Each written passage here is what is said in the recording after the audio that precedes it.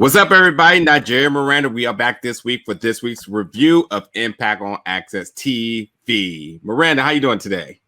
I'm doing great. How are you? Pretty good. I'm very excited to talk about this episode because I'm going to go off the limb and say, like, this is one of the best produced episodes that they've done in a while. Mm-hmm. And up and down the board, that this show was like a really good, like to be honest, like, you know, when seasons restart for series and episodes in wrestling, you don't typically people don't understand that because wrestling's just all year round.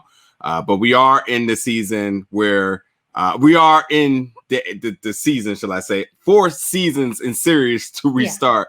October, the top of October is typically when series where their premiere for the next season really happens. And I felt like for Impact here, this felt like one of those episodes. And the reason why I feel that way is because this was really the best display of talent in every division that they put on a match and displaying to the fans, like, here's our top-notch talent in every single division. And everybody brought their A game. They did. I'm bouncing all over the place with my thoughts, but like legit, this was literally one of my favorite episodes because production-wise and for the quality of wrestling, this was a clear display of what Impact Wrestling has to present. And I thought they just did an amazing job with that.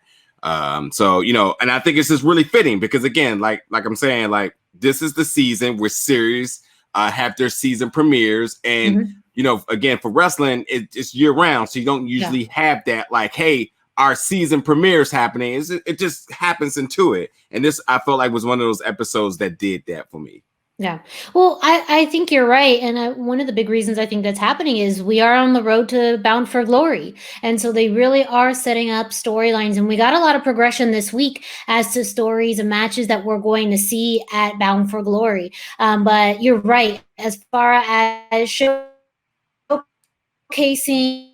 the women's division, the team division, the X division, we have wrestling. I feel like there's also been a tide that's changed as well. And it was referenced, you know, a lot of the roster was out with Rascalz for almost a full month. Now we're shifting back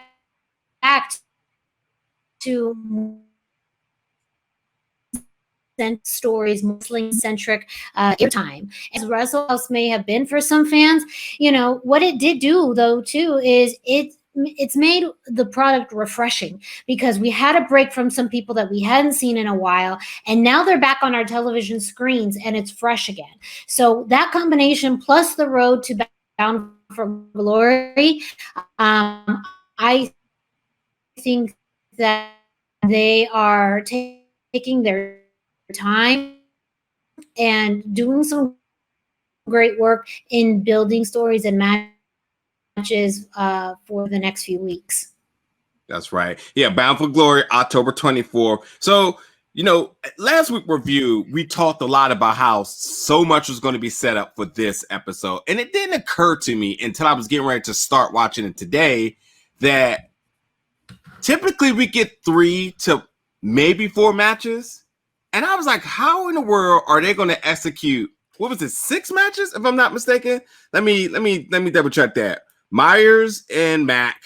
You had the Rich Swann segment. You had XXXL versus the Deaners. You had TJP versus Trey.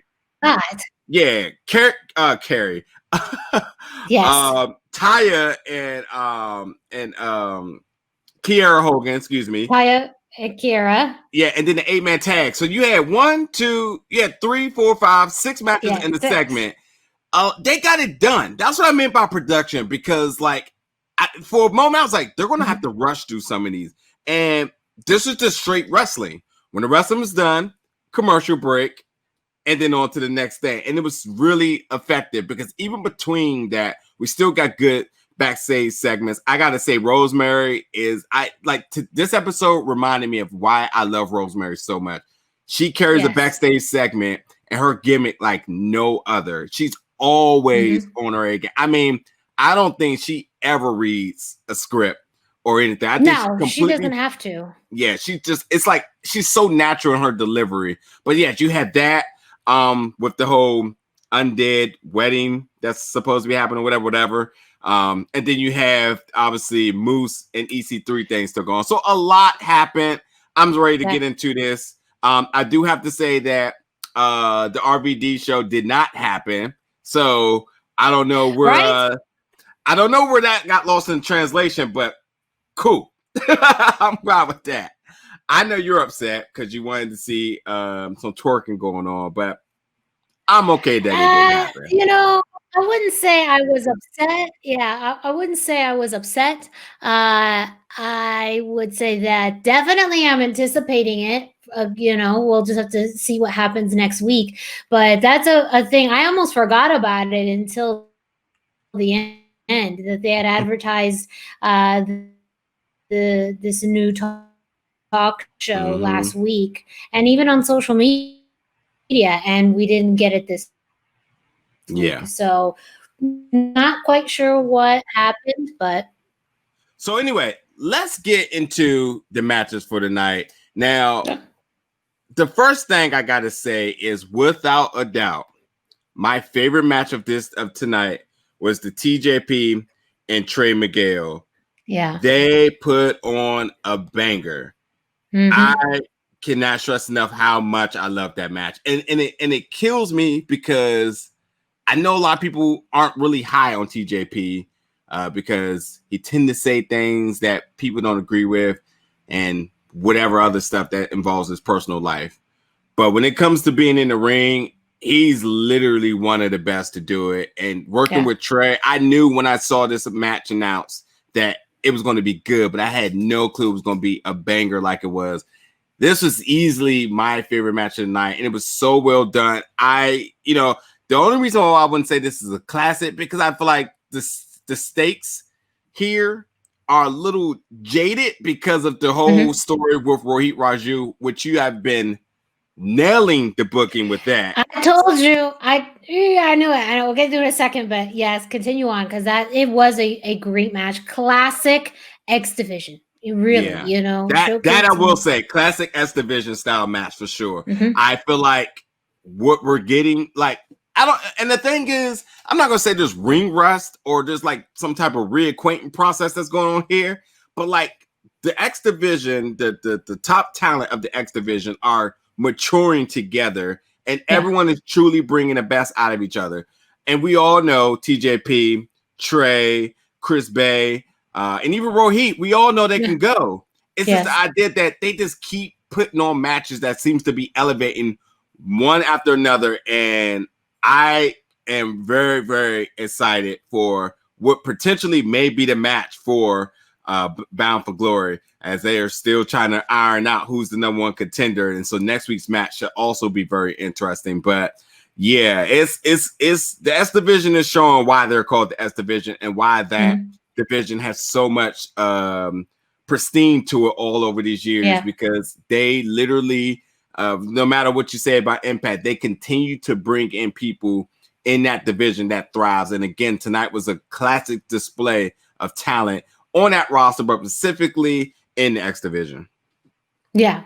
Well, and I, you mentioned it earlier. We kind of foresaw what this kind of chaos of who's the number one contender. We foresaw this happening because, it's just Raju. He's going to do what it takes. Now, it's not necessarily in a cowardly way, as I kind of thought it would be. It's more of this, strategy of, I can't defend the belt if we don't know who the number one contender is. Now, I do feel like this dynamic is going to be interesting because of the fact that, people are beating each other, whereas usually you have a fairly clear contender based off of their winning history. But now you have it where TJP beat Chris Bay, but Trey beat TJP. And so, what next we'll have, I think in the next order, it's Chris Bay beating Trey Miguel. Like that, in some ways, you kind of just get that sense of that's what that's going to be like. So you can get a man match for Bound for Glory. It kind of makes sense, though. You don't want to necessarily have too many multi-man matches in this as well. So I feel like there's still a balance that they have to have. But if anything, I think, again, they're all ridiculously talented. They're a highlight of the show every week. And it is, this week's match especially was classic X Division. And that's what has made Impact stand out as a wrestling company for many, many years. And they do a great job of accentuating their strengths with the X Division. And so I'm just really excited to see where this goes. And if you are a fan that's looking for just quality matches consistently, the Impact X Division, is one place to go. Yeah. I think they're going to raise the stakes for Bound for Glory. I'm not going to put my predictions out exactly what, but I think Bound for Glory is going to be something truly special. With the talent at hand here. So we'll definitely see in a couple of weeks. Okay, the next thing I want to go to is there's a lot I like tonight.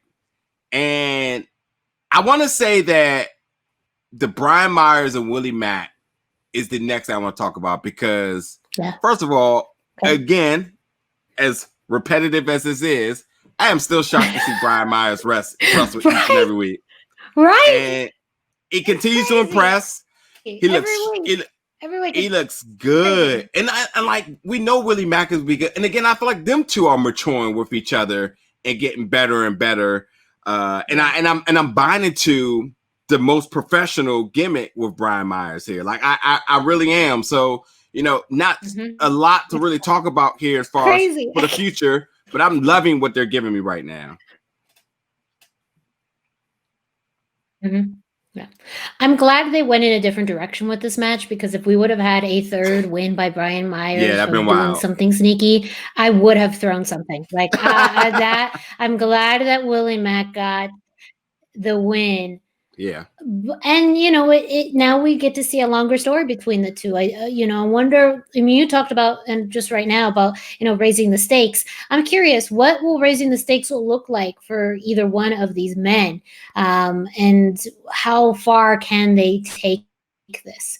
I could see a stipulation match being part of the future for them. I think that would be a great way to take it up a notch. But I agree with you wholeheartedly with Brian Myers. This is sticking. It's crazy. It's insane. And I don't think Impact ever gets, credit as much as there's been a lot of talent who have moved to other companies.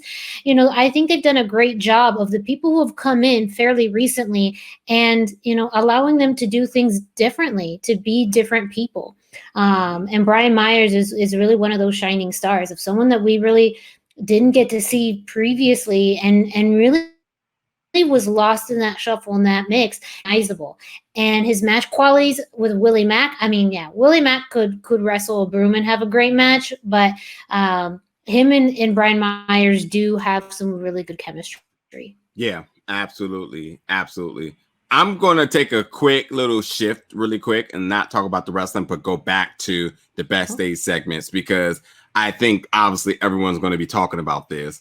And I know it's the middle of our review here, but we're going to just talk about it right now. And that's obviously the phone call that Moose made in the middle. Yes! from one guy to another.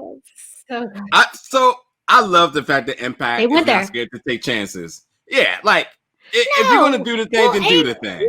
Yeah, do it. And again, the shot that they took, that same organization takes them all the time. So they take that as a compliment. I feel like the way that whole phone call went was really funny, and I hope that the other party appreciates that because why not? It was well done. It was funny. It wasn't over the top. It was the right amount of humor. And for a wrestling fan, you know what like we know. Maybe some others don't. And if you don't, come on now. But I love it. It was a shot well worth it. Touche. Yeah. That's a little golf clap right there. That's a good shot. Good shot.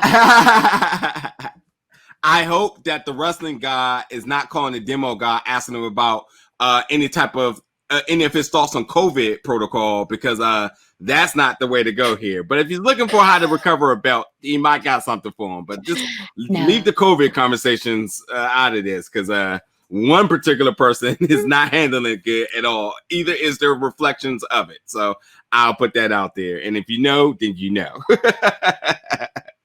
But yes, so yeah, I really did love how they handled that segment. Again, I love Rosemary and her handling backstage segments. She's just a natural. I'm very curious about.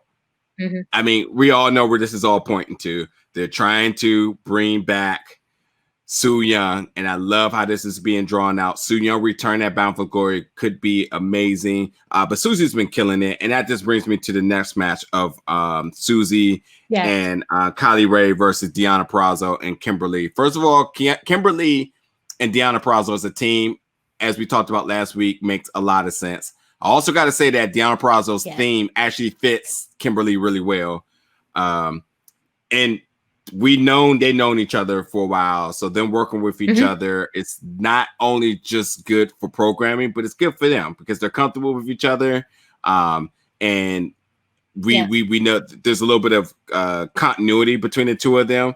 Now it's not like they've tagged all over the world together, but they know each other. They know each other's styles, and so it makes sense having them as a team. And I think Josh Matthews absolutely nails it here. I mean, it makes sense for programming reasons because Deonna Purrazzo has a target on her back. I mean, we can literally name 5 people, almost a whole division who could stick a claim for why they deserve a title shot. So having Kimber Lee, the unsung hero, the one who earned herself a contract as the person who protects her, who eventually is going to have her eyes set on her too, because that's his classic storytelling. It makes sense that they tag, and this also gives the opportunity for them mix matching the 4 of them into other matches, obviously in trading time until we get the ultimate match at Bound for Glory. So that makes sense there. And then Su Yung, who's continues to make her small presence on Susie throughout the match. I love the storytelling there. And again, that's something that takes some time. And then Kylie Rae obviously is just going to do what she has to do. And it's just, this is perfect storytelling, a perfectly worked match. And although somebody had to lose in the match, everybody in this match won for me. Yeah, I mean, again, we've been talking about Kimber Lee as far as her continued climb up into the knockouts in the knockouts division and that visibility, which is very important because it is a super stacked roster. It's very competitive. So what's the best way to get close to the title? Well, get to the person close to who has the title. Yeah. And it's very smart moves on her part. And we've seen this partnership with having those two dynamics come together in the ring was great for this week. And of course, the teasing of Su Yung possibly reemerging, that's a whole story on its own. So they were able to stack lots of stories in a way that it didn't all just get scrunched up together or get lost. You could hire a match. And of course, just a great match from the Knockouts division. Like, I mean, again, it is a very competitive stack roster, and I felt like this week they shone once again. Absolutely. I think that again, talking about the talent on display, when you look at the Knockouts division right here, you got them working tag matches, working on all cylinders. Then you had a banger with Kiera Hogan and Taya that was really well done in singles competition. And both of them are been head of the division at one time or another. And it's just no matter where you look, when it comes down to the knockouts, everyone is just working on all cylinders. So this is just another good display of like how, and on top of that too, then you had Jordan, and then you had Tenille backstage working a good segment, and it's just like wherever you look, the women are doing. And we get them next week. Yep, that's right. Finally, she's Tenille's going back to work, so that's going to be good. I'm already looking forward to that one. I really am. I have got to take a second and definitely give him props to AC Romero, who has lost 100 pounds. Yes. So, considering him making better pounds, that's a big accomplishment. Crazy. It's a big accomplishment. Good on him and his health. He's looking forward to doing more wrestling. And I gotta say, XXXL versus the Deaners was not a match that I was looking forward to, but it was damn good. And I was so surprised. And because I always forget which one's who. Cousin Jake, I guess. I don't know. Whatever one that's not wearing a hat here. Pure strength here. 100 pounds or not. But yes. Lifting XXXL, sir.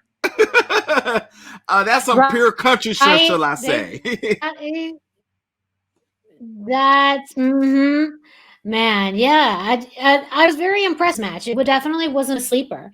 And again, it seems like some of the time that they took away in Wrestle House to build this up was match, which the fact that you didn't either, I'm sure. Maybe you did a little bit. But this again, and this is a great way to build up your tag division. You've had these teams there for quite a while, but it didn't really feel like much of anything for a good amount of time. So now they're rebuilding their tag division, and I mean, easily I could see one of these teams go up against the Motor City Machine Guns for a title opportunity because they've done such a great job of making you care about the tag team division there. Even if it's a little silly, hey, the fact that you have the strength of the Deaners, you have the size of Team XXXL, and they can produce great matches. I mean, hey, it's a good day. It's Absolutely, yeah. Cousin Jake, I can't stress enough. Like just the pure strength that was being put on display. And again, I was impressed. I wasn't looking forward to the match. It was a sleeper nonetheless. But again, you had the tag division working from two of the underdogs in the tag division. So, and then, moving forward to the 8-man where you had the top tier of the tag division. What a match that was. And I think that match only had 10, maybe 12 minutes, and they got it done. So action-packed night, wrestling on all display, and every single match just tonight would just work for me. If it was good storytelling, if it was just pure good wrestling, it all came together. And then the backstage segments work.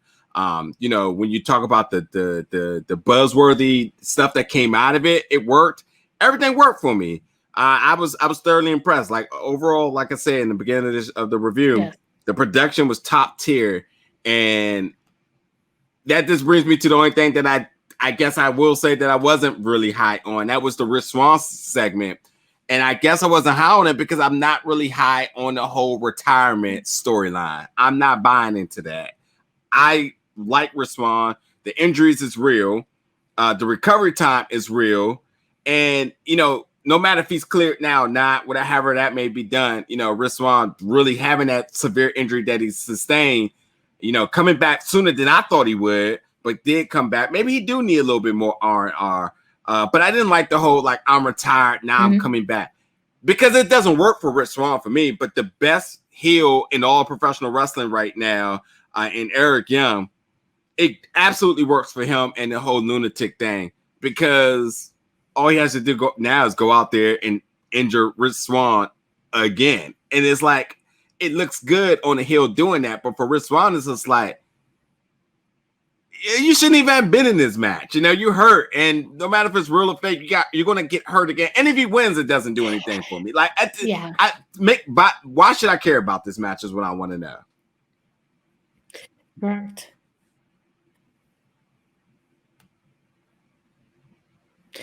Yeah, I feel like they've been able to give the story time to build up. But I think with Rich, I guess literally having 1 foot in and 1 foot out has felt like you just not a good type of anticipation. It's more like you kind bored with it after a little bit. Eric Young is doing great in his role as a heel, but this isn't one where, you know, I feel like they really try and add a serious tone to it. They really try and tug at the heartstrings, and it just isn't working for me personally. So I wish I could see a little bit more where I could have not necessarily more sympathy for Rich Swann, because, you know, you do feel for him and everything that he's gone through, but I just don't feel enough of a connection to fight with Rich Swann too, you know, to stand behind him. And ultimately a really big decision that he's making and trying to go back into the ring, risking, you know, life and limb to go up against Eric Young. I just don't feel that intensity. Right. Yeah. I sympathize for Rich Swann, the person, because the injury is real. But Rich Swann, the character, I just don't know if I can, because you're blurring the line between if it's being real or not. And you know, no one wants to see anybody really get hurt. And we know that the Eric Young character is, you know, legitimately hurting people because it put Rich Swann out per story. So coming back against, you know, Scott D'Amour's initial, shall I say, response, the medical staff, and, you know, he riding off of, you know, the heroics of being from Baltimore, which I appreciate that as well, too. I just cannot phantom to put something together to really sympathize for why he should take this match against the lunatic in Eric Young. And if this match, which is going to happen, which it has been announced for Bound for Glory, how do you book it? You're not going to book. First of all, this is a big match for the grandest title in your promotion. You want to make sure that, you know, considering Bound for Glory, it's going to have some type of stipulation. But what stipulation makes sense that gives Rich Swann a chance, you know? And even the underdog story, which works on every bit of media and athletics and all over the world, works. I still don't even think that booking works here. So I don't know. I don't know. And again, I'm not really, I wasn't convinced about the retirement thing. And to be honest, since you know, we're here reviewing it, for me, clear Rich now and let him wrestle going into Bound for Glory, and let him continuously lose. Let him continuously lose because he's not mentally right. He's still not taking the chances because of his injuries, and let him build himself up to go against Rich Swann, and let it be such a good match that he gets this close to winning and still don't, because I want to see the heel champion a lot longer here, as there is other people that I would like to see him Eric Young with. And I think riding the rave with Eric Young for a while makes sense. I mean, him beating Eddie Edwards. Matter of fact, this brings me to the next thing. How do you have the Eddie Edwards story 2.0 and Rich Swann minus the injury? It's literally the same thing. The underdog of the company, going against the big bad heel, and it works for one. We don't want to see it again. So I mean, that's just my personal feelings. I think I'd rather see Rich Swann be cleared now, and, you know, continuously get matches, but, you know, comes up short, keeps rebuilding. Maybe we see some training. Let us know that he's ready, instead of like, I will be ready then. What if we just gonna get workout, you know, and doctor updates until then? And if they can't do that, then maybe he really isn't healthy right now. So that's why they can't clear him. And again, it doesn't do me no good in saying, hey, he's halfway hurt, but he's ready to go. I'm sorry. I know we talk about wrestling here, but it's the same thing for me in the NBA. I'm a Houston Rockets fan. And when Russell Westbrook was hurt and they were like, we need him for the playoffs, he came in, he got a significant amount of minutes, but he was ineffective. He said I was just out there running around. I didn't know how to get into it. And it's just like, for me, it wasn't even worth it. Like, if you're not ready to go, then you shouldn't play. It's not going to do anything any better. And it's that mentality where it's just like, if you're selling me that he's really hurt to the point that he got retired, and now he comes back, what, it's been a month or something? Yeah, it hasn't been that long, and really the only match we've seen him in prior was at Slammiversary. So we don't have enough of him wrestling to build enough of an emotion behind, his story. I mean, he's had a great career with Impact and overall a great career in pro wrestling. But maybe some things were out of order in this story in the way that they told it. And maybe if they were going to push retirement, maybe push it now instead of several weeks ago, or push it differently. I'm not, I can't necessarily put my finger on it, but there's just elements of this that it still feels like there's things missing. And two, you're right. You look at the world championship, it's the most prestigious title in your company. And I just, to me too, you wonder, what did Rich Swann do to really earn this opportunity? Other than, he just has more of a grudge against Eric Young. And he just happens to be the world champion. There has to be an element of where he earns the right to face him. Not so much that he gets it because Eric Young is a jerk, which he obviously is, but there has to be an element of here where he earns the right to do this. And maybe, they've done great job with vignettes, so maybe we get to see more vignettes and we get to see more of his story, of Rich Swann's story, and maybe that's where we build a connection. But I agree, we should see him in the ring sometime prior to Bound for Glory to get some kind of hint as to what to expect. And as far as stipulation, I'm just going to throw this out there as far as some of the challenges that I see, but also a potential way of doing this, and really being very literal, is a last man standing match. Literally, the man cannot stand without crutches. So what happens when you take that away? And both of them are intent on beating the life out of each other. So why not a last man standing? That's just kind of my 2 cents on it. And I actually think that would be a great theme around a match because we see Rich hobbling to the ring every single week. So, what better way to address this than a match where the only way to win is to render your opponent unable to get up at the 10 count. I hate to say it, but I am going to go a little bit different here. I'd rather this be a cinematic match and buy into everything that Eric Young is doing with his vignettes about, about being a prisoner and all that other good stuff. I forget all the lingo and terminology that he's using, but give me that, especially if Rich Swann is tentatively healthy, whatever it may be. Get this done so it's crisp, safe, and whatever it may be.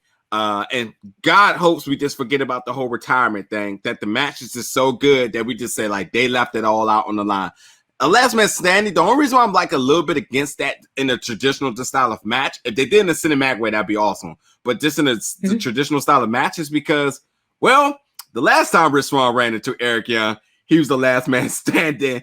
The last time Eddie Edwards ran into Eric Young, Eric Young was the last man standing. Nothing tells me that you go into that match and it's a disadvantage for him. I think if you're going to do some type of gimmick match, we need to feel that Rich Swann has a chance. Other than that, the underdog I need this, like the whole American dream, like this is everything I have, and Scott D'Amore, please give me a chance, and all that sounds good, but you have to give me a reason to buy into it. You know what I mean? Yeah. It really is. Like I say it in other things I cover and review. What makes a good villain is a villain who psychology is and method behind his madness relates to people. So it's not the whole, like, I just want power, so I got to kill everybody. It's like, that doesn't even make sense. It's got to be, the Thanos about bringing balance to the universe. And you see results, pollution and stuff get better. So you start thinking like, whoa, maybe he does got something that's going on here. Or like even Vulture in Spider-Man, where he's like, I just want to protect my family. So anything that involves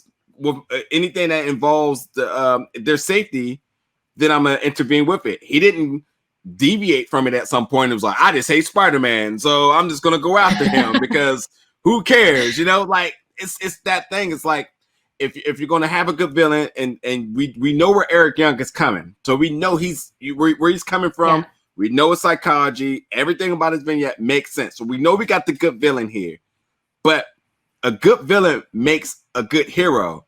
And for us to have a good hero, we need to have a chance that this guy may potentially have a chance here, the slightest chance. We need to know that at some point there's a way of coming back. At the end of Infinity War, I know we're talking about everything here. At the end of Infinity War, I know when everybody's gone, we're like, what are they going to do? How are they going to survive? And then the idea that they got more help, Captain Marvel, and they actually had a plan with the Infinity Stones to go back in time. Like, oh hell, they might got a chance this time. It's like, it makes sense. Yeah. It's not like, well, Cap, you got beat once. Just go do it again by yourself, buddy. You got it this time. We believe you this time. And again, it's just that I like Rich Swann. Everybody knows I like Rich Swann. I like him as a person. He's a friend, and I like him as a wrestler. Yes. If you're going to sell this as potentially your main event, convince us that Rich Swann has a chance. Yeah. They got a month and some change to doing that, and we'll see how that goes. We will absolutely see how that goes. That's all I got. Thank you for my movie review today. Thank you for my sports review. Everything. And of course, the Impact on AXS TV weekly review. That's what we do here every week. So the important thing. Good. So so of course, but no, it's a very valid point. When you're heading into one of the biggest pay-per-views, and the company has all year. So I agree, and I think it's.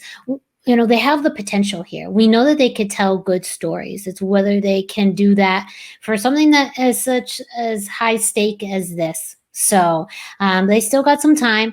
Maybe they'll throw in some curveballs. I mean, now we've seen the match established. So they have time to build up, but that's what they got to do. They got to build up. They can't just stay complacent with this and keep doing the same things that they've been telling in the story now for, a few months. We got to see it evolve and progress into the levels that you just said, with more character development.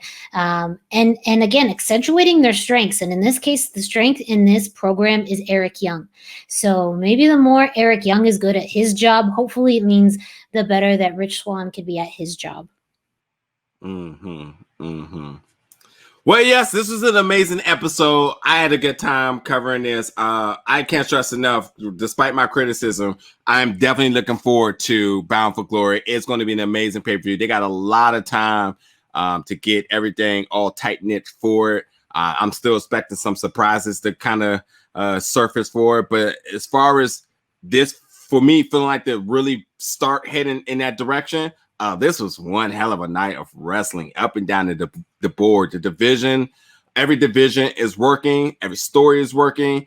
And this is time to just, get to the end game. And, hopefully everybody will be checking that out, because I think it's going to be good. I thought Slammiversary was amazing, but I think this doubles down. I think this is going to be must watch and potentially probably the best pay-per-view in all of wrestling this year. And I think that's a really...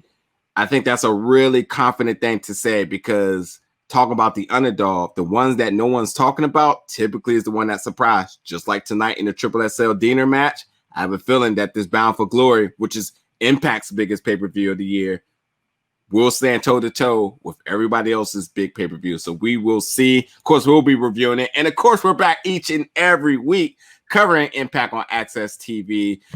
Definitely let us know in the comments, what did you think about tonight's episode? What are you thinking about the Rich Swann storyline? How would you book it? And as always, if you love Miranda and you're her biggest fan, absolutely show her love in the comments, because she's going to be looking for it. That's true. Always, thank you.